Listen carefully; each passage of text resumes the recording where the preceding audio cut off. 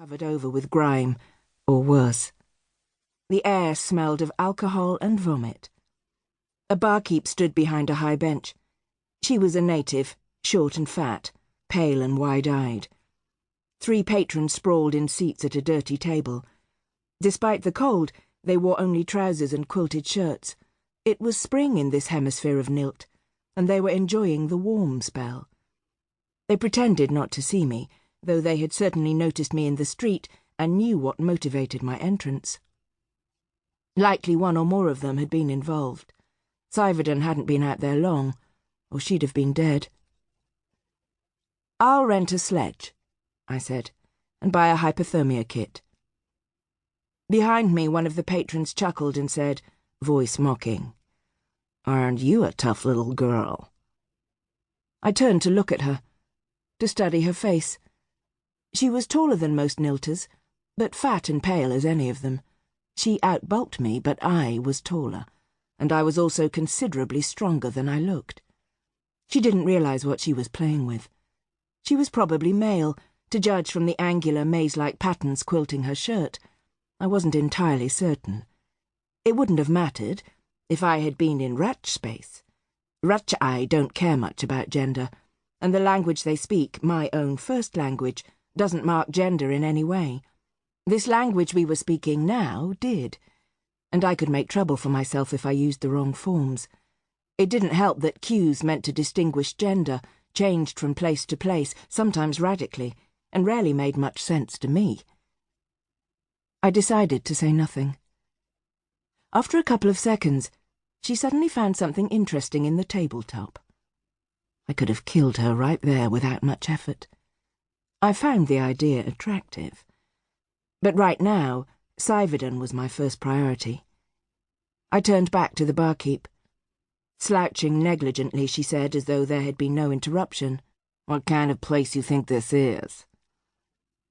"The kind of place," I said, still safely in linguistic territory that needed no gender marking, "that will rent me a sledge and sell me a hypothermia kit."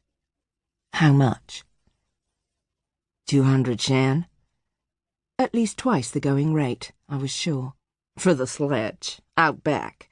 You'll have to get it yourself. Another 100 for the kit." "Complete?" I said. "Not used?" She pulled one out from under the bench, and the seal looked undamaged. "Your buddy out there had a tab." Maybe a lie, maybe not. Either way, the number would be pure fiction. "How much?" 350. I could find a way to keep avoiding referring to the barkeep's gender, or I could guess. It was at worst a 50-50 chance. "You're very trusting," I said, guessing male, to let such an indigent— I knew Syverden was male, that one was easy— run up such a debt. The barkeep said nothing. 650 covers all of it? "Yeah," said the barkeep. "pretty much." "No, all of it. We will agree now, and if anyone comes after me later demanding more or tries to rob me, they die." Silence. Then the sound behind me of someone spitting. "Radch scum." I'm not Radch, which was true. You have to be human to be Radch.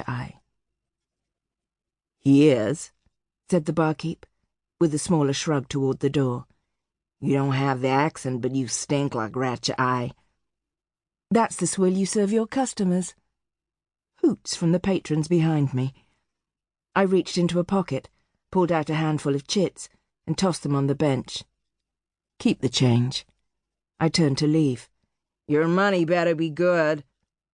"Your sledge had better be out back where you said." And I left. The hypothermia kit first.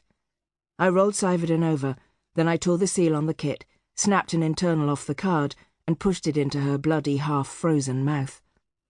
Once the indicator on the card showed green, I unfolded the thin wrap, made sure of the charge, wound it around her, and switched it on. Then I went around back for the sledge. No one was waiting for me, which was fortunate. I didn't want to leave bodies behind just yet. I hadn't come here to cause trouble.